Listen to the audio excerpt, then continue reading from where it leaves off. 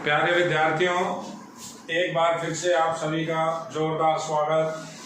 Vector space का आज 12वां video है और ये चैप्टर अपनी समाप्ति की ओर है। थ्योरी मैंने आपको इसकी लगभग सारी 99% थ्योरी आपको विद डेरिवेशन के साथ बता दी। एक छोटी सी थ्योरी का पार्ट रह रहा है चतुष्फलक का आयतन, उसको भी मैं अभी आपको आगे बता दूंगा। क्वेश्चन आंसर चल रहे हैं हमारे। हमने बोर्ड से रिलेटेड लगभग सभी क्वेश्चन कर लिए हैं। नोट्सों को आपको उसी क्रम में उसी तरीके से बनाना है जैसे मैंने आपको नोट्स भेजे हैं। वीडियो को आपको क्रम से देखना है। अगर आपका मन है किसी विशेष वीडियो को देखने का तो वो एक अलग बात है, लेकिन जब भी आप रिवीजन करेंगे या जब भी आप चैप्टर को देखेंगे तो आपको सीक्वेंस में ही सारे वीडियो देखने हैं। देखिए क्वेश्चन लिखा हुआ है, इंपॉर्टेंट क्वेश्चन है। Question number 32। चार बिंदु समतलीय हैं। चार बिंदु किस तरह से दिए गए हैं, इनके पोजीशन वेक्टर दिए हुए हैं। ये जो कंडीशन लिखी होती है इसका मतलब होता है OA की वैल्यू A वेक्टर, OB की वैल्यू B वेक्टर, OC की वैल्यू C वेक्टर और OD की वैल्यू स्मॉल d वेक्टर है। ये चारों बिंदु समतलीय हैं तो ये सिद्ध करना है। अब बात करते हैं समतलीय की कंडीशन की। तो समतलीय में मैंने आपको ऐसा बताया हुआ है कि अगर अपने पास तीन सदिश अल्फा, बीटा और गामा एक ही समतल में हो, समतलीय हो, तो जो उनका बॉक्स प्रोडक्ट होता है वो होता है हमारे पास 0। बात हो रही है वेक्टर की। अगर तीन वेक्टर समतलीय होते हैं तो उनका अदिश त्रिक गुणनफल या बॉक्स प्रोडक्ट शून्य होता है। इसको अपन किस तरह से बताया था आगे, alpha dot beta cross gamma की वैल्यू 0। अब हमारे पास यहाँ पर चार पॉइंट हैं तो मेरे पास पॉइंट मान लेते हैं इस तरह से दिए हुए हैं, पहला, दूसरा, तीसरा और चौथा। ये चारों के चारों पॉइंट आपके पास एक समतल के अंदर है। मान लेते हैं ये समतल है, ये कोई सा भी प्लेन है जिसके अंदर दो विमा है। ये 2D के अंदर ये प्लेन है, दो विमा है। तो ये चार बिंदुओं से आपके तीन सदिश रिप्रेजेंट होते हैं। किस तरह से होते हैं देखिए, किसी भी एक से, जैसे इस A को लिया तो इसको दूसरा वेक्टर, तीसरा वेक्टर। A को हमने इनिशियल पॉइंट मान लिया, A से AB वेक्टर बना लिया, A से AC वेक्टर बना लिया, A से AD वेक्टर बना लिया। तो चार बिंदु समतल में हैं तो क्या होगा, उनसे गुजरने वाले या उनसे निरूपित तीनों वेक्टर भी समतलीय होंगे। सबसे पहले हम यही लिखेंगे। सॉल्यूशन देखिए, बहुत इंपॉर्टेंट क्वेश्चन है। चारों बिंदु समतलीय हैं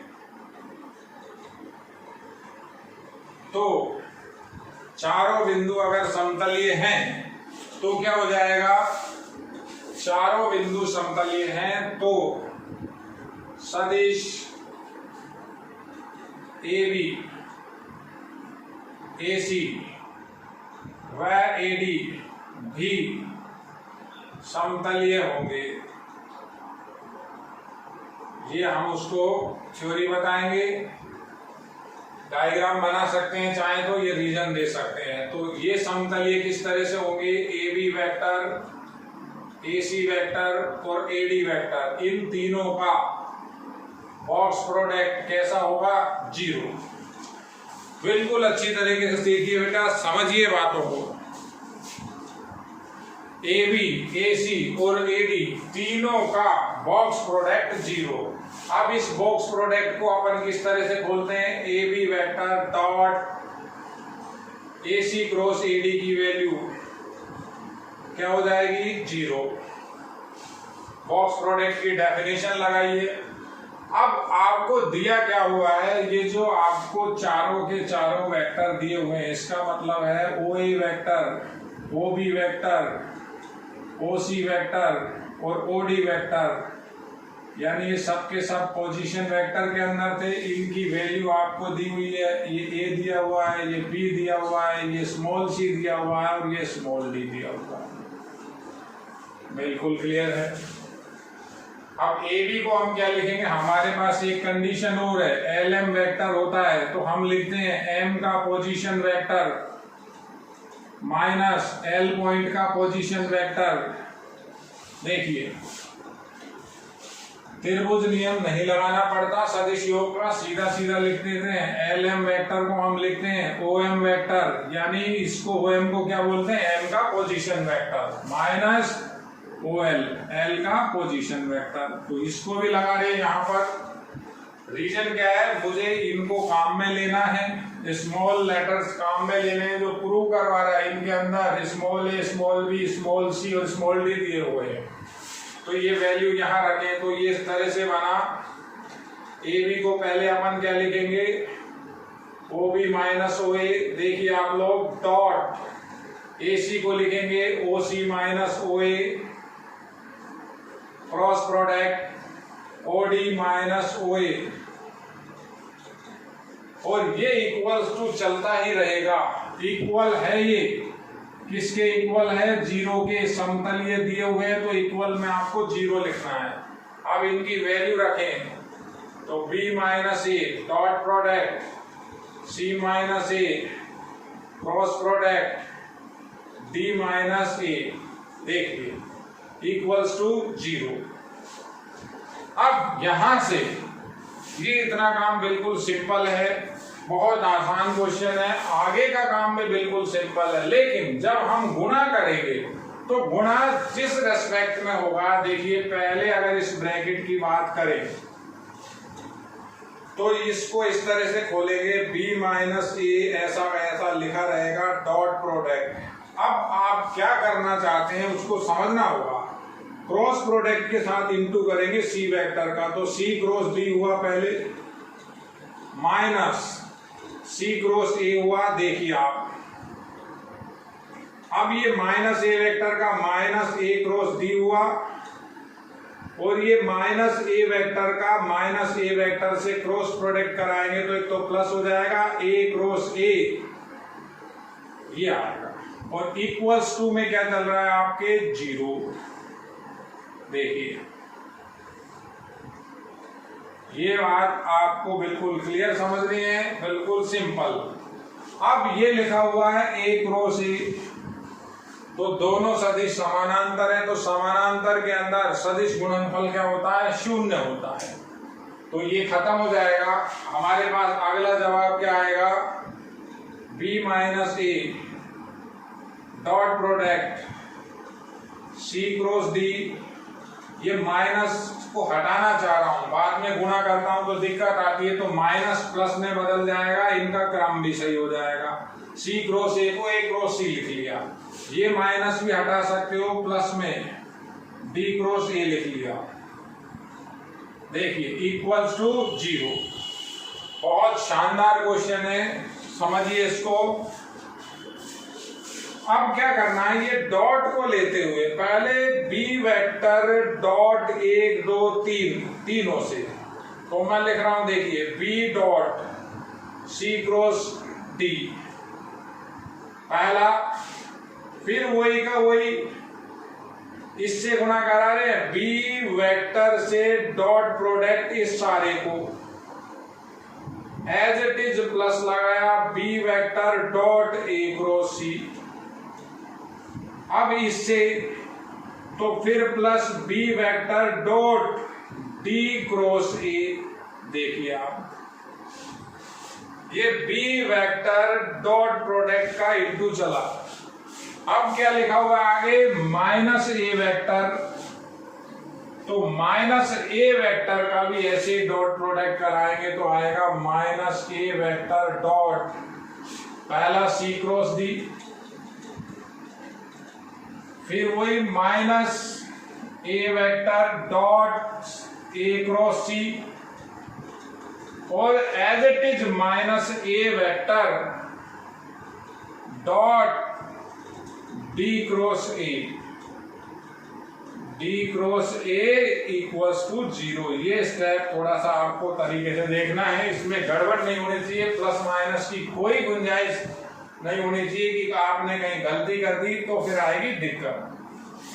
अब ये इस तरह से लिखे गए हैं सबके सब 6 के 6। इनको वापस मैं बॉक्स प्रोडक्ट में कन्वर्ट कर रहा हूं सभी को।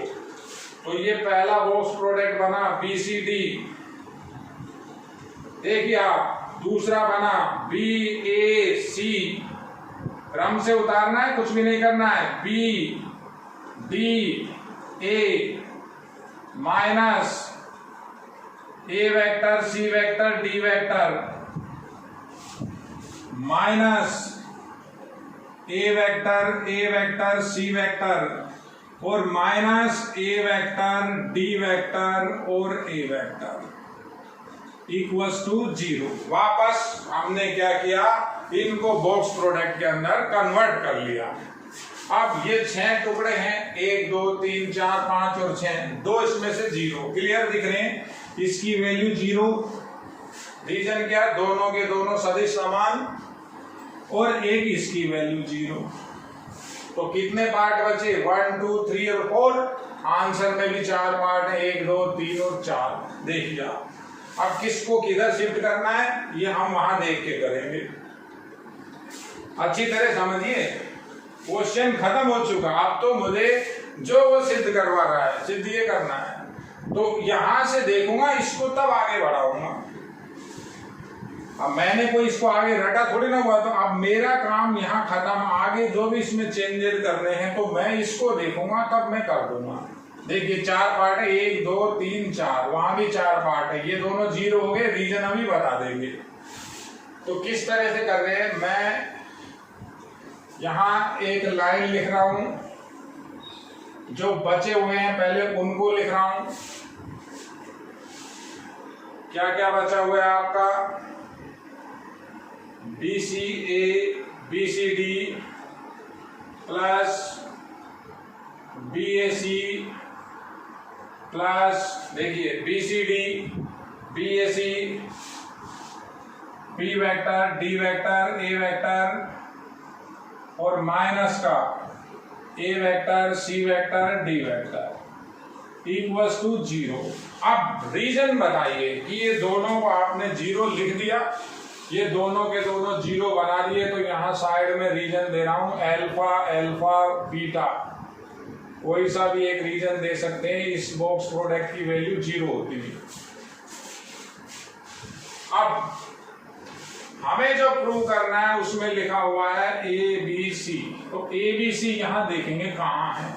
ABC तो नहीं है, लेकिन BAC है।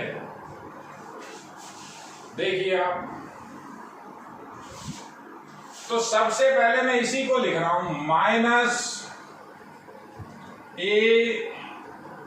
मैंने आपको क्या बताया था कि जब भी बॉक्स प्रोडक्ट के अंदर आप क्रम को बदलोगे या क्रम को तोड़ोगे, उसका क्रम डिस्टर्ब करोगे, तो वो वेक्टर, वो बॉक्स प्रोडक्ट नेगेटिव हो जाता है, यानी उसका साइन चेंज हो जाता है। तो क्रम तो इसमें क्या है, A के बाद C आना चाहिए। मैं A के बाद A वेक्टर के बाद B वेक्टर लिख रहा हूं। क्या रहा, A के बाद C, मैंने क्या लिखा B, अब लिखा C। तो मैंने क्रम डिस्टर्ब किया, तो इसीलिए इस प्लस की जगह मैंने माइनस कर लिया। बिल्कुल क्लियर। रीजन क्या है, मुझे यहां चाहिए ABC, ABC और कहीं भी नहीं है, इसी में है।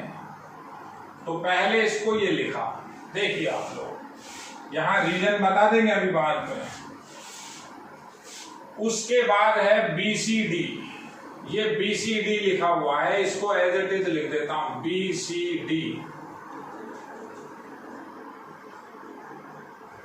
ये हो गया, ये भी हो गया। उसके बाद है CAD, तो CAD कहां पर है हमारे पास, C के बाद D और फिर A। मुझे क्या चाहिए, मुझे चाहिए C के बाद A के बाद D। तो ये लिखा हुआ है C के बाद A नहीं आ रहा, D आ रहा है, तो ये नेगेटिव है, इसको मैं पॉजिटिव लिख सकता हूं। मैं इसको क्या लिख सकता हूं, C के बाद मैंने A लिख दिया और फिर D लिख दिया। देखिए, इसको मैंने ये चेंज किया, ये समझना है थोड़ा सा। तो ये भी आपका हो गया। अब बोलाना है ABD, तो ये देखिए एक ये बचा हुआ है, ए के बाद बी है, क्रम चले तो ए के बाद बी और फिर डी, तो इसकी ट्यूनिंग ही चेंज करके लिख रहे हैं। केवल क्या लिख रहे हैं, ए के बाद बी लिख दें और फिर डी लिख दें, तो ये तो इक्वल रहेगा और इक्वल्स टू 0। अब जो मैंने यहाँ चेंजेस किया है साइड में अपन ऐसा बता सकते हैं, देखिए आप PQR लिखा हुआ हो तो मैं इसको लिख सकता हूं माइनस लगाएं या इक्वल, इक्वल के साथ लिखे तो क्या होगा, क्रम नहीं बदलना चाहिए। इसको लिख सकता हूं QRP और वही PQR लिखा हुआ है और आपने पहले ऐसा लिख दिया, R के बाद P आता है, आपने Q लिख दिया तो ये नेगेटिव हो जाएगा। देखिए बड़ा सिंपल सा काम है, इस साइड को आप उधर ले जाओ, ये प्रूव हो गया। तो ये साइड तो उधर गई, उस साइड ले गए और ये लिखा ही हुआ है, ये लिखा हुआ है BCD। देखिए ये रहा प्लस BCD हो गया, CAD और प्लस ABD। तो ये नेगेटिव था उधर गया, पॉजिटिव हो गया, बॉक्स प्रोडक्ट हो गया ABC। ये हमारा प्रूव हुआ है। आप इस सवाल को बड़े तरीके से, बड़े सावधानी से देखिए, कुछ भी नहीं है, किस तरह से हमने इसका प्रूव किया है। देखिए आप ये क्वेश्चन नंबर 32 है बेटा, उसके बाद आगे देखिए आप। देखिए विद्यार्थियों, इस चैप्टर के अंदर मैंने आपको सारी थ्योरी सारे डेरिवेशन के साथ बता दी। एक छोटी सी थ्योरी बची हुई है, उसके ऊपर भी कई बार क्वेश्चन बनता है, तो छोड़ना कुछ भी नहीं है। उसका नाम है चतुष्फलक का आयतन, वॉल्यूम ऑफ टेट्राहाइड्रोन। अब टेट्राहाइड्रोन क्या होता है, चतुष्फलक क्या होता है, आपने इसको देखा हुआ होगा कि हमारे पास कोई भी इस तरह की आकृति हो, ये जो हमारे पास आकृति होती है, पहली बात तो ये 3D के अंदर होती है। एक प्रिज्म है, एक हमारे पास त्रिभुज है। अगर हम उस त्रिभुज के अंदर नीचे आधार की बात करें तो जैसे ये इस त्रिभुज का नीचे का बेस है और ये उसके ऊपर हाइट लगी हुई है, तो एक प्रिज्म की तरह होता है। इसको हम टेट्राहाइड्रोन बोलते हैं। ये कई तरह का होता है, 2 तरह का होता है, एक रेगुलर एक इर्रेगुलर। अब रेगुलर इर्रेगुलर से हमारा यहाँ कोई मतलब नहीं है, हम केवल इसका वॉल्यूम निकालेंगे। किस तरह से निकलता है, 3D स्ट्रक्चर है, पहले तो ये समझिए। जैसे फिजिक्स में आपने प्रिज्म देखा होगा, अगर आपने कहीं 11th में प्रैक्टिकल किया हो, तो जो टेट्राहाइड्रोन होता है उसका जो बेस होता है, नीचे का बेस, एक ये इसका आधार बता रहा हूं मैं, बेस बता रहा हूं। तो बेस तो इसका एक त्रिभुज की तरह होता है, नीचे त्रिभुज और उसी त्रिभुज के ऊपर एक फलक इधर, एक फलक इधर और एक फलक इधर। यहां इसका ये पिन पॉइंट होता है जो इसका टॉप बोलते हैं, तो इसको हम टेट्राहाइड्रोन बोलते हैं। इस टेट्राहाइड्रोन के अंदर जो वर्टेक्स यानी शीर्ष की बात करें तो इसके अंदर 4 वर्टेक्स होते हैं, 4 शीर्ष होते हैं, पहला, दूसरा, तीसरा और चौथा। अब इसका वॉल्यूम कैसे निकालेंगे, चारों शीर्ष कोई भी हो आपके पास, A, B, C और D, तो वेक्टर फॉर्म में अगर मैं इसकी कोरों की बात करता हूं तो देखिए 1, ये 2 और ये 3। अगर मेरे पास वेक्टर फॉर्म में कहीं कोर है, किस तरह से दी हुई है, मान ले ये A वेक्टर को रिप्रेजेंट कर रहा है, ये B वेक्टर को और ये C वेक्टर को। 2 तरह की मैं आपको बात बताऊंगा, इसमें दोनों आपको देखनी होगी। तो इसका वॉल्यूम कैसे निकलेगा, वॉल्यूम वॉल्यूम ऑफ टेट्राहाइड्रॉन V। एक तो नीचे क्या लिखा हुआ है, त्रिभुज, त्रिभुज का सदिश क्षेत्रफल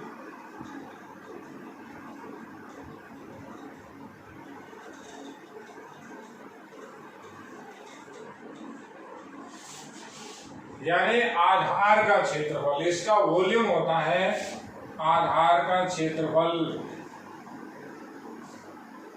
जो त्रिभुज का सदिश क्षेत्रफल है, आधार का क्षेत्रफल गुणा ऊंचाई और मल्टीप्लाई बाय 1/3।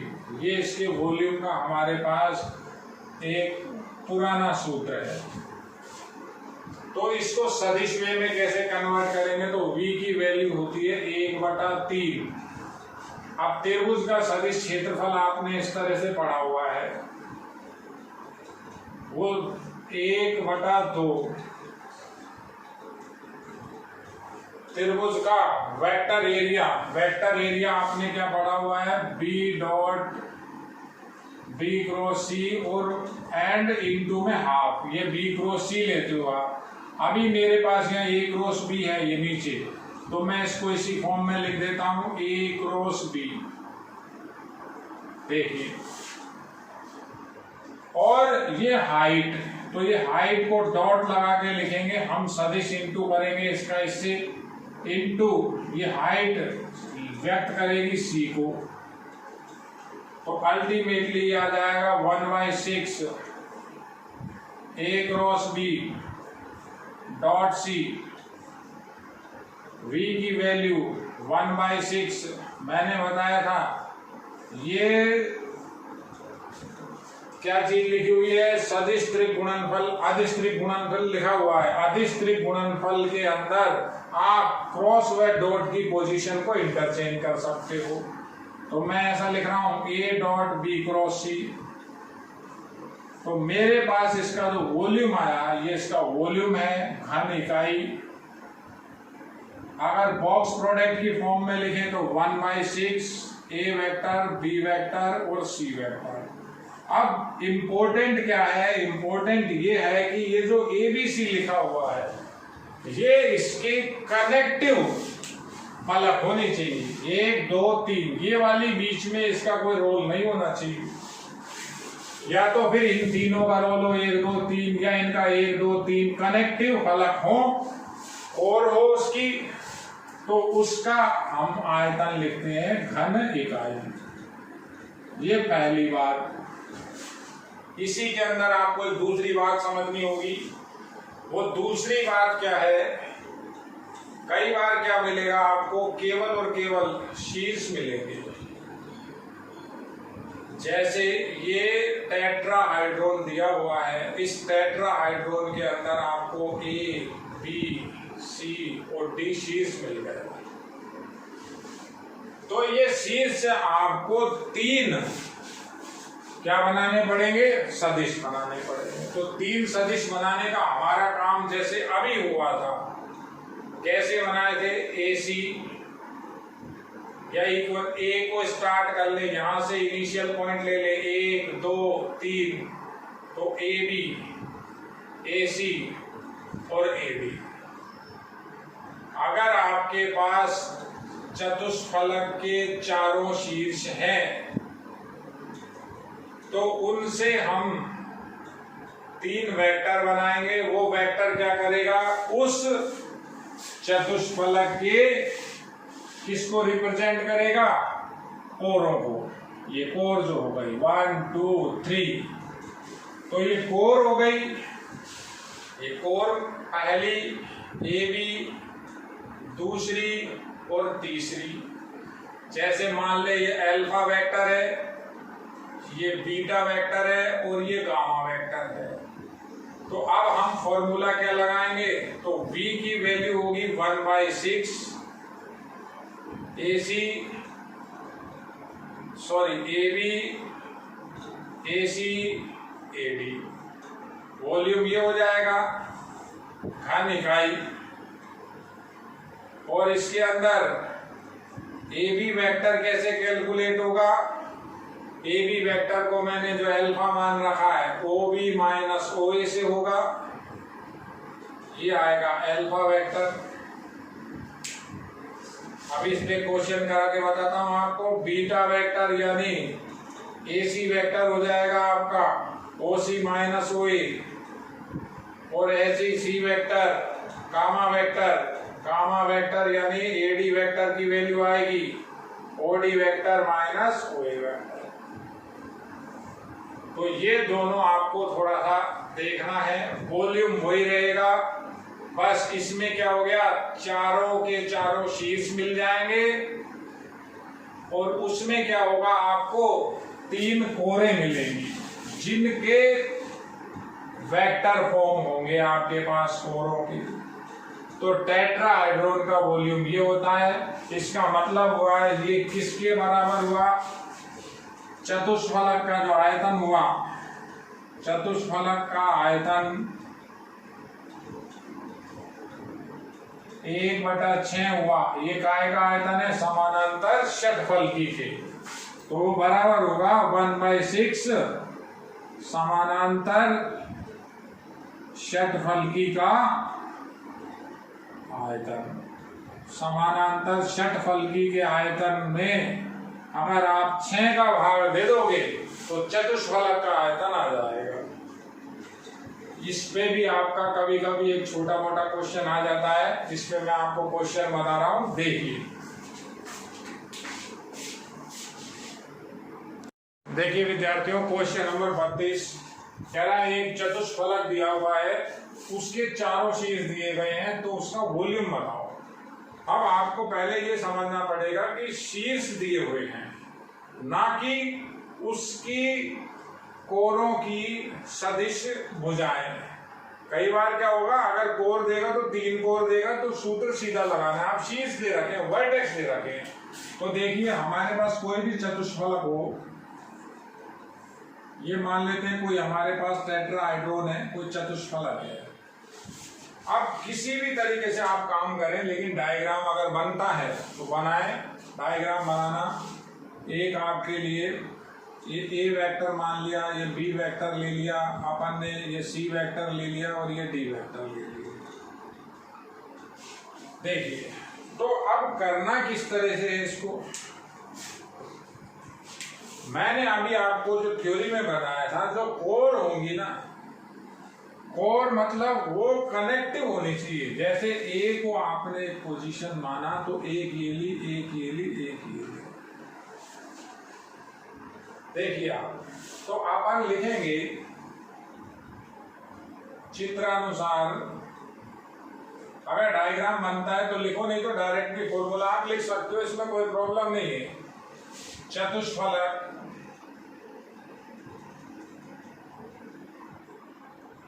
ABCD का आयतन V घन इकाई हो। बड़ा सिंपल क्वेश्चन है, बिल्कुल आसान है, इसमें कुछ भी नहीं है। तो V की वैल्यू क्या लिखी, 1/6। अब फॉर्मूले के रट्टे तो लगेंगे नहीं, कैसे लिखोगे, एक सीक्वेंस चल रहा है AB AC AD। अब बात करते हैं AB की। पहले अगर खोलना चाहे तो खोल लेने, यहां भी वैल्यू रख सकते हैं। देखो V = 1/6। AB की वैल्यू क्या होती है, OB minus OA, OC minus OA, और ये होती है OD माइनस OA। ये बॉक्स प्रोडक्ट 1। देखिए बिल्कुल क्लियर, कुछ भी नहीं है, बिल्कुल सिंपल है। अब आपको अल्टीमेटली घटाने हैं, तो मैं यहाँ घटा के लिख रहा हूं, या हम यहाँ कैलकुलेट कर लें। तो किस तरह से लिखेंगे, OB माइनस OA की वैल्यू अगर निकाल लें, OB माइनस OA, या तो ये फॉर्मूला बना लें, या इसको यहीं से अपन खोल सकते हैं। देखिए इस तरह से भी लिख सकते हैं। V की वैल्यू क्या आई, 1/6 AB dot AC cross AD। अब ए बी की वैल्यू निकालें, तो ये ए बी की वैल्यू चल रही है, देखिए ए बी की वैल्यू पहली, दूसरी वैल्यू ए सी की निकालनी है, तीसरी वैल्यू ए डी की निकालनी है। ये लिखी हुई है 1 2 3 4, ये 1 2 3। तो किस तरह से रखेंगे, ए बी की वैल्यू कैसे आएगी, ए बी माइनस ए कर लो आप, इतना लंबा भी कर सकते हो आप, लिखो O A equals to O B equals to O C equals to, तो आप सीधा ही क्या करें, बी माइनस ए कर लें, बी माइनस ए करते हैं। देखिए बी माइनस ए किया तो क्या आया, आई कैप 1 तो 1 0 हो गया, आई कैप 0 हो गया, ये आया देखो 0 आई कैप प्लस जे कैप माइनस 2 के कैप, देखिए माइनस हो जाएगा 4 हो जाएगा, ये भी हो गया। अब निकालना है ए सी, तो सी माइनस ए करेंगे। अब सी माइनस ए करोगे तो क्या आएगा, आई कैप माइनस जे कैप, सी माइनस ए कर रहे हो माइनस जे कैप माइनस 3 के कैप। और अब ए डी की वैल्यू क्या आएगी, ओ डी माइनस ओ ए, तो ये डी है, ये ए है, ये माइनस करें तो क्या आया आपका, पहला 0 आई कैप, यहां से घटाएं तो आएगा आपका प्लस का 3 जे कैप, और ये फिर 0 के कैप। देखिए उसके बाद मैंने आपको बताया था, अगर आपके पास ये लिखा हुआ है तो इसकी सारणिक फॉर्म के अंदर हमारे पास क्या वैल्यू आती है, सबसे पहले R1 में हम AB के अंदर, ए बी के अंदर I J और K के गुणांक लिखते हैं, तो 0 1 माइनस 4, R2 के अंदर 1 माइनस 1 माइनस 3, R3 के अंदर 0 3 और अगेन 0। बिल्कुल सिंपल है, 2 0 कनेक्टिव है, तो आप R3 के सापेक्ष प्रसार कर दें, R3 के सापेक्ष प्रसार करें तो volume V equals to 1/6। R3 में देखिए कैसे चिन्ह चलते हैं, प्लस माइनस, देखिए चिन्ह दोबारा प्लस माइनस, तो ये 1/6 तो बाहर, -3 ये रहा, ये 1 2/2 का सारणिक बचेगा, ये खत्म, क्या आएगा 0 1 -4 -3। तो इसी के आगे मैं कैलकुलेशन लिख रहा हूँ, 1/6 तो एज इट इज, ये -3 एज इट इज, और ये -3 और ये माइनस कितना हो गया, ये -3 तो 0 हो गया, और ये आपका क्या आया, माइनस का 0 माइनस प्लस हो गया 4, ये आपका हो गया -12। तो v की जो वैल्यू लिखेंगे अपन लिखेंगे -12/6, और क्या लगाएंगे, मॉडुलस यानी मापांक। वॉल्यूम में नेगेटिव होगा नहीं, कभी भी धनात्मक रहेगा, तो ये आपका आ जाएगा 2 घन इकाई। देखिए आप, बड़ा सिंपल सा कॉन्सेप्ट है, छोटे मोटे सवाल इसमें 2 नंबर का सवाल बन सकता है। देखिए आप, ये क्वेश्चन नंबर है 32। देखिए विद्यार्थियों, बोर्ड के ऊपर 2 क्वेश्चन लिखे हुए हैं, क्वेश्चन नंबर 34 और 35। सबसे पहले 34 देखिए, लिखे इसलिए कि बार बार लिखने पड़ते हैं, आप उसे छोड़िए। 34वां क्वेश्चन देखिए, कह रहा है कि यदि ए बी व सी यूनिट वेक्टर है, मात्रक सदिश है। अब कई बच्चे कहते हैं सर मात्रक सदिश है तो इनके ऊपर कैप क्यों नहीं लगा हुआ, ये कोई जरूरी नहीं है बेटा, गणित है, जैसा वो कहेगा आपको वैसा समझना पड़ेगा। यूनिट वेक्टर है, अगर वो कैप लगा ही देगा तो लैंग्वेज भी क्यों लिखेगा, फिर वो ऐसा भी लिख सकता था, ए कैप बी कैप व सी कैप, तो लैंग्वेज भी नहीं लिखनी पड़ती। तो वो ये चाहता है बच्चे को यूनिट वेक्टर क्या होता है, इसकी कंडीशन सब चीजें पता हो। कह रहा है ए बी व सी मात्रक सदिश हैं, और एक कंडीशन दे रखी है, तीनों का एडिशन 0 वेक्टर, तो सिद्ध कीजिए। अब देखिए किस तरह से करेंगे, सिंपल क्वेश्चन है, बढ़िया क्वेश्चन है। ऐसा दिया हुआ है, पहले तो वही लिख रहा हूं। बोर्ड की तरफ ही देखना है। ए का परिमाण, बी का परिमाण और सी का परिमाण सब बराबर है, सबका परिमाण 1 है, क्योंकि तीनों के तीनों यूनिट वेक्टर हैं। ये पहली कंडीशन हो गई। दूसरी कंडीशन दे रखी है ए प्लस बी प्लस सी, तीनों का एडिशन 0 वेक्टर, तीनों का एडिशन 0 वेक्टर। अब आपको ये A dot B plus B dot C plus C dot A की वैल्यू पूछ रहा है, तो वो वैल्यू किस तरह से निकलेगी? हम क्या करेंगे, ये जो आपको दिया हुआ है इसी का इसी से डॉट प्रोडक्ट करेंगे तो सब कुछ बनेगा। इसको नंबर 2 डाल रहा हूं, लिख रहा हूं बाय 2 ए प्लस बी प्लस सी, डॉट प्रोडक्ट इसी से ए प्लस बी प्लस सी, और उधर होगा 0 वेक्टर का डॉट प्रोडक्ट 0 वेक्टर से। अब बच्चे नहीं कहते कि सर ये कर क्यों रहे हो? तो बेटा अगर इसको नहीं करेंगे तो ए डॉट बी कैसे आएगा, बी डॉट सी कैसे आएगा, सी डॉट ए कैसे आएगा? इसको हम लिखेंगे तो ये सारी चीजें आएंगी। इसी का इसी से डॉट प्रोडक्ट कैसे करेंगे, एक एक करके अपन को डॉट प्रोडक्ट करना है, बस यही समझने की चीजें होती हैं। तो किस तरह से आएगा देखिए, A dot A dot B, A dot C.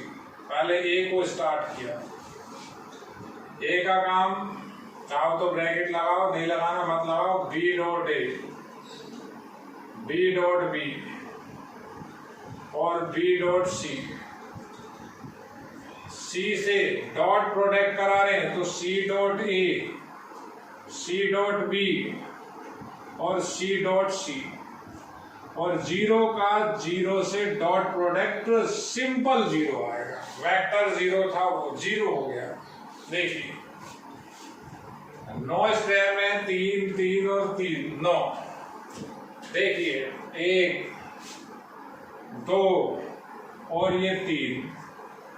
पहले इन 3 स्टेपों की वैल्यू देखिए। आपको हर सवाल में हर बार बार यही काम आता है।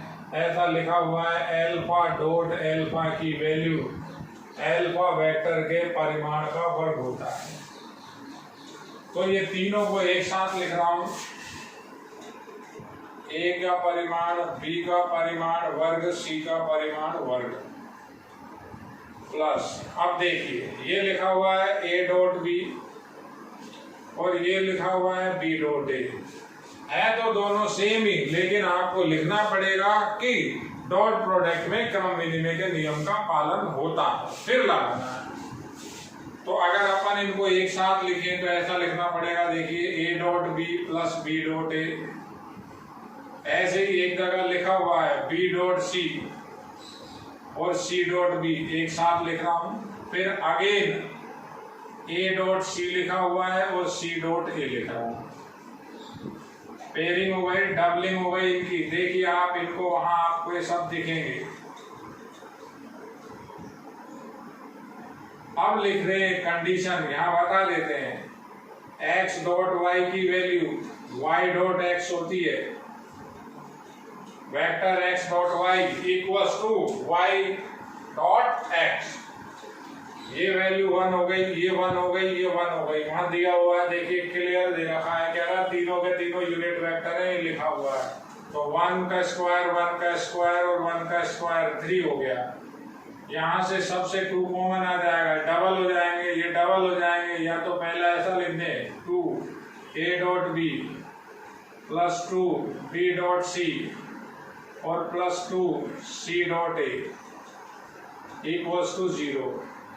3 प्लस 2 कॉमन आ जाएगा, a dot B plus B dot C plus C dot a. देखिए आप इसी की वो वैल्यू आपसे पूछ रहा है। 3 उधर जाएगा, 2 का भाग लग जाएगा, सिंपल बिल्कुल। दोनों तरफ स्केलर क्वांटिटी है, दोनों तरफ स्केलर, तो ये इधर गया तो आपकी वैल्यू आई A dot B plus B dot C plus C dot A की वैल्यू हो जाएगी -3.5। ये इसका रिजल्ट है। देखिए इंपॉर्टेंट है बेटा, अच्छी तरह। अब देखिए क्वेश्चन नंबर 35। नोट्स में आपको ये मैंने बहुत पहले लिखा हुआ क्वेश्चन है,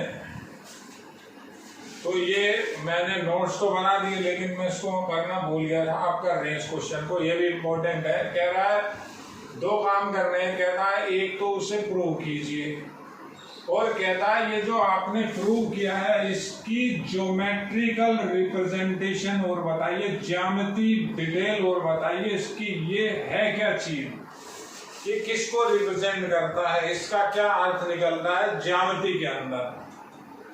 तो वो भी हम करेंगे। 1 नंबर का ऊपर वाला पार्ट होगा, 2 नंबर का नीचे वाला पार्ट होगा। देखिए आप इस क्वेश्चन को सॉल्यूशन, पहले इसका एक पार्ट कर रहे हैं, पार्ट फर्स्ट कर रहा हूं इसके लिए। तो मैं क्या कर रहा हूं, सिंपल इस साइड को स्टार्ट कर रहा हूं। a minus B cross product a vector plus b vector, बिल्कुल सिंपल है। आप इंटू कर दीजिए। कैसे इंटू होगा, a का इसे a cross a minus b cross a का कर दिया पहले इससे, फिर इसका इससे कर दिया, किसी भी क्रम में कभी भी। अब आगे आइए, a का इससे हो गया, अब a का इससे करेंगे तो प्लस a क्रॉस b। अब इस a का इससे किया है और ये माइनस माइनस माइनस हुआ, ये तो माइनस है ये प्लस है, माइनस हो गया b cross b, simple into. तो पहले पार्ट में तो कुछ भी नहीं है, ये पहली वैल्यू क्या हो गई 0, ये 0 हो गया, ये 0 हो गया, बचा क्या minus b cross a plus a cross b। Minus b cross a को a क्रॉस b लिख सकता हूं, प्लस a क्रॉस b लिखा हुआ है। चाहे तो इनमें ब्रैकेट लगा सकते हैं, ऐसी कोई इसमें हार्ड एंड फास्ट रूल नहीं है। ये हो गया 2 इंटू a क्रॉस b। थोड़ा सा जल्दी इसलिए किया है, एक ही नंबर के अंदर है, ये बड़ा सिंपल है। अब बात करते हैं अपन इसकी ज्यामिति व्याख्या की। तो इसमें अगर रीजन लिखना चाहें तो अपन साइड में रीजन लिख सकते हैं। अब ज्यामिति व्याख्या कैसे होगी, आप हेडिंग लिखोगे ज्यामिति व्याख्या। अब ज्यामिति व्याख्या करने के लिए आपको बेटा इस चैप्टर से रिलेटेड सारी थ्योरी मालूम होनी चाहिए। अब वो बच्चे, जिस बच्चे ने थ्योरी डायरेक्ट रटी हुई है या सीधे सीधे उसने फॉर्मूले रट रखे हैं, तो वो ज्यामिति व्याख्या में दिक्कत आएगी, उसको वो ज्यामिति व्याख्या नहीं कर पाएगा। पहले तो अपन समझें कि वो है क्या। पहले आपको मैं समझा रहा हूं, थोड़ा सा टाइम लगेगा, इसको देखिए आप। ये जो दिया हुआ है, ये जो इधर की साइड में वैल्यू दी हुई है, जो राइट हैंड साइड के अंदर वैल्यू दी गई है, ये एक क्षेत्रफल है। हमें समानांतर चतुर्भुज का सदिश क्षेत्रफल मालूम है। समानांतर चतुर्भुज का जो सदिश क्षेत्रफल होता है, अपन उसको किस चीज से लिखते हैं बेटा, समानांतर। इस क्वेश्चन को मैं हटा रहा हूं। समानांतर चतुर्भुज का जो वेक्टर एरिया होता है वो होता है आपका a cross b, vector area. अब ये भी किस कंडीशन में होता है, जब उसके अंदर दो संलग्न भुजाएं आपके पास हो। ये समानांतर चतुर्भुज की अगर दो संलग्न भुजाएं a और b हैं, तो उसका जो वेक्टर एरिया होता है वो ये होता है। तो वेक्टर एरिया का डबल हुआ पहली बार। अब ये बात समानांतर चतुर्भुज की आ गई, तो समानांतर चतुर्भुज बनेगा। अब बच्चा यही कह देता है कि साहब ये समानांतर चतुर्भुज क्यों बना दिए, आपने त्रिभुज क्यों नहीं बनाया। अरे जैसी बात हुई, वो समानांतर चतुर्भुज का सदिश क्षेत्रफल है राइट हैंड साइड में, उसका भी दुगना है। ये दोनों क्या हैं, मैंने ऐसा भी बताया था, समानांतर चतुर्भुज के अंदर विकर्ण होता है, जो दो डायगोनल होते हैं। इस पहले विकर्ण की बात करें तो अगर इस विकर्ण की वैल्यू अपन आर वेक्टर से रिप्रेजेंट करें तो आर की वैल्यू आपकी a प्लस बी होती है। बिल्कुल क्लियर है। तो ये a प्लस बी रहा। देखो अब दूसरा विकर्ण, अगर मैं इस विकर्ण को ले रहा हूं, ये वाले विकर्ण को, मैं अभी इस क्वेश्चन में कुछ भी नहीं लिख रहा, मैं ही लिखूंगा, भाषा भी मैं ही लिखूंगा, लेकिन पहले आप उसको समझिए। ये जो मैंने दूसरा विकर्ण ले लिया, इसको तो मैंने अब छोड़ दिया, हटा दिया, इसकी वैल्यू लिख के हटा दी। दूसरे विकर्ण को अगर मैं ऐसा मान लेता हूं इधर से इधर टी वेक्टर के इक्वल है, तो कोई भी बच्चा टी वेक्टर की वैल्यू क्या बताएगा? देखिए ये डायरेक्शन इधर है, ये कंसीक्वेंट साइड है, संलग्न इसी चीज से ये दो वेक्टर निकल रहे हैं। पहला वेक्टर, इस वेक्टर समानांतर चतुर्भुज है, जब मैंने इसको ए वेक्टर माना था तो ये भी ए वेक्टर है। समानांतर चतुर्भुज में आमने सामने की जो भुजाएं होती हैं उनकी लंबाइयां समान होती हैं, यानी परिमाण समान हो गया, तो इसकी डायरेक्शन भी सेम होती है, पैरेलल होते हैं दोनों के दोनों। तो ये ए वेक्टर इस ए वेक्टर के इक्वल है, तो ये तो ए वेक्टर हो गया। अब ये वाली साइड इस साइड के बराबर है, लेकिन डायरेक्शन अब इधर से इधर होनी चाहिए। आपने इस पॉइंट को लिया है, इससे वेक्टर इधर जा रहा है, तो डायरेक्शन ये होनी चाहिए, लेकिन इस डायग्राम में तो डायरेक्शन ये है। तो ये जो अपन लिखेंगे ये माइनस में आएगा जब मैं इसको, अगर मैं यहाँ a मानता हूं, इसको b मानता हूं, तो मेरे पास यहाँ प्लस में आएगा ab वेक्टर। अब अगर मैं ab वेक्टर की वैल्यू देखता हूं तो t वेक्टर की वैल्यू आ रही है पहले a vector minus ab vector की वैल्यू माइनस b वेक्टर के इक्वल आती है। देखिए तो जो t आ जाएगा आपका, t वेक्टर क्या आएगा? a vector minus b vector. r vector क्या आया? a vector plus b vector. तो उधर क्या लिखा हुआ है? विकर्ण है, ये पहला ये दूसरा।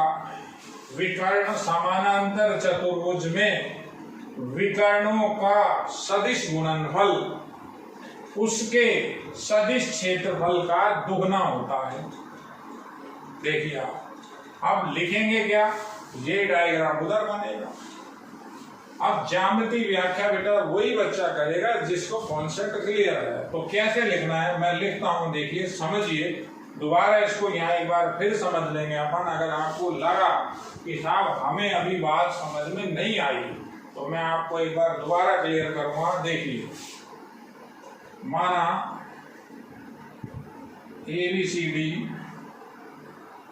कोई समानांतर चतुर्भुज है। देखिए एक समानांतर चतुर्भुज बनाइए आप। ये किधर से किधर भी नाम दे सकते हो, ऐसा कोई इनका कोई रोल नहीं है। मैं लिख रहा हूं, फिर मान लिया ए बी वेक्टर की वैल्यू ए वेक्टर के इक्वल है, तो ये जो ए बी वेक्टर है ये डी सी वेक्टर के इक्वल हो जाएगा। देखिए समानांतर चतुर्भुज है ये, और ए डी वेक्टर की वैल्यू बी वेक्टर के इक्वल है, तो जो ए डी वेक्टर होगा वही बी सी वेक्टर हो जाएगा। बिल्कुल क्लियर। तो पहले तो ऐसा लिख के छोड़ देता हूं, इस समानांतर चतुर्भुज का सदिश क्षेत्रफल, इस समानांतर चतुर्भुज का सदिश क्षेत्रफल बराबर क्या हो जाएगा बेटा? कोई सी भी दो साइड ली तो ये इस साइड को लिखें तो क्या लिखें? A B cross A D. इस इक्वेशन को मैंने 1 डाल दिया। देखिए आप बहुत आराम से देखिए, कोई जल्दबाजी नहीं है। बाकी मैं इस क्वेश्चन को यहाँ कर रहा हूँ, कारण क्या है, कई बार बच्चे ऐसा ही क्वेश्चन छोड़ देते हैं और उसी तरह का कोई क्वेश्चन आपका बोर्ड में आ जाता है, फिर बच्चा कहता है सर पेपर बहुत कठिन आया था, टीचर तो कुछ भी नहीं छोड़ रहा।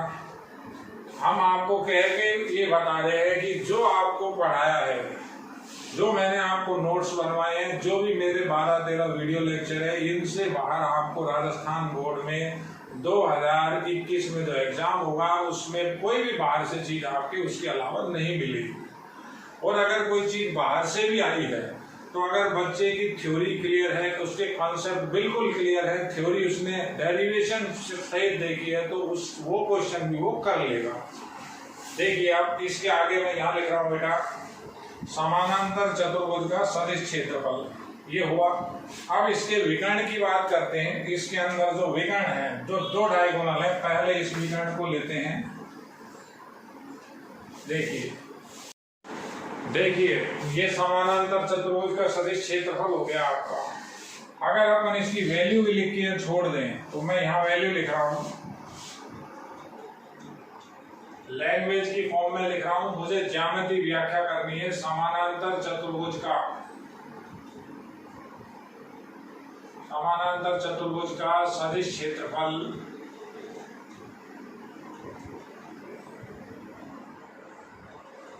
बराबर हुआ इसी डायग्राम से, ए बी की वैल्यू आपने लिख रखी है ए, और ये ए डी की वैल्यू लिख रखी है बी वेक्टर, तो ए क्रॉस बी, ये नंबर 2 डाल दिया।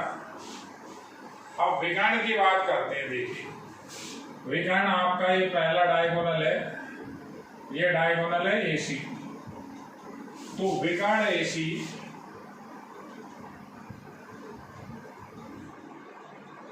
दो विकर्ण है इसमें, विकर्ण AC और विकर्ण DB।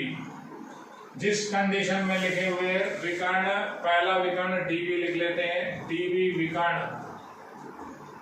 विकर्ण क्या होता है, किसी भी समानांतर चतुर्भुज के अंदर जो विकर्ण होता है, जिस विकर्ण की आप बात कर रहे हो उसी से जो जो संलग्न भुजाएं निकलती हैं उनको लेना है। तो कौन कौन सी भुजाएं हो गई इसके अंदर, पहली तो हो गई DC और प्लस दूसरी इधर हो गई D से A की तरफ, DA वेक्टर। तो DB विकर्ण की वैल्यू क्या हो गई, ये DB विकर्ण की वैल्यू, DA की वैल्यू देखिए आप, DC की वैल्यू A वेक्टर के इक्वल है, DA की वैल्यू है नहीं हमारे पास, तो ये तो प्लस लगाया, तो ये DA को माइनस AD वेक्टर लिख सकता हूं। तो DB विकर्ण मेरे पास आ जाएगा A वेक्टर प्लस AD की वैल्यू रखें, AD की वैल्यू माइनस पहले से ही B वेक्टर, तो DB विकर्ण मेरे पास आ गया A vector minus B vector, ये नंबर 3। बिल्कुल क्लियर है, बिल्कुल तरीके से देखिए। अब विकर्ण लेते हैं अपन दूसरा विकर्ण, हमने ले लिया AC, तो AC विकर्ण की वैल्यू आई। AC विकर्ण है क्या, AC विकर्ण की वैल्यू क्या आएगी, AB vector plus AD vector. AC विकर्ण की वैल्यू, AB वेक्टर की वैल्यू क्या है आपकी A वेक्टर, AD वैल्यू की वेक्टर क्या है प्लस में B वेक्टर, ये नंबर 4। अब देखिए अब है क्या आपके पास, कुल मिला के क्या कंडीशन बन रही है, आप समझिए बात को। ये जो मैंने प्रूव कर रखा है, इसमें अगर मैं वैल्यू पुट करता हूं तो वैल्यू कैसे लिखेंगे, विकर्ण, पहला विकर्ण कौन सा था, ये वाला विकर्ण DB का क्रॉस प्रोडक्ट, विकर्ण DB का क्रॉस प्रोडक्ट दूसरे विकर्ण, कौन सा विकर्ण AC के बराबर है, ये वैल्यू लिख रहा हूं। ये क्या हो गया, 2 गुणा समानांतर चतुर्भुज का सदिश क्षेत्रफल, यही तो निकाला, तो 2 गुणा समानांतर चतुर्भुज का सदिश क्षेत्रफल,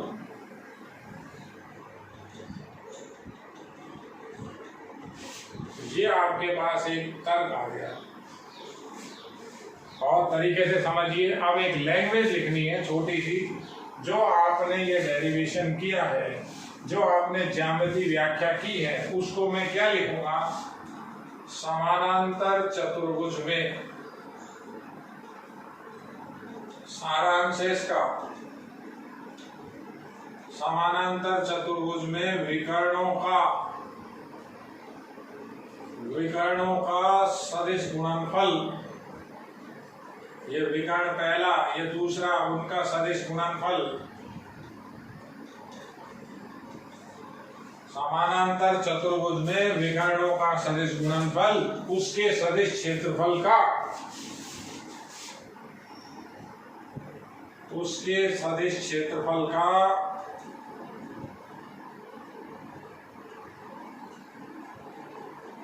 दुगना होता है। देखिए, ये आपको डेरिवेशन बताना पड़ेगा। ये ज्यामिति व्याख्या में आपको इतनी बात बेटा आपको वहां लिखनी होगी। देखिए, ये ज्यामिति व्याख्या है इसकी। अब इस चैप्टर के अंदर आपका थोड़ा बहुत काम बच गया है, कुछ एक क्वेश्चन है, वो मैं आपके 13वें वीडियो लेक्चर में कंप्लीट कर दूंगा। धन्यवाद बेटा, आज के लिए इतना ही।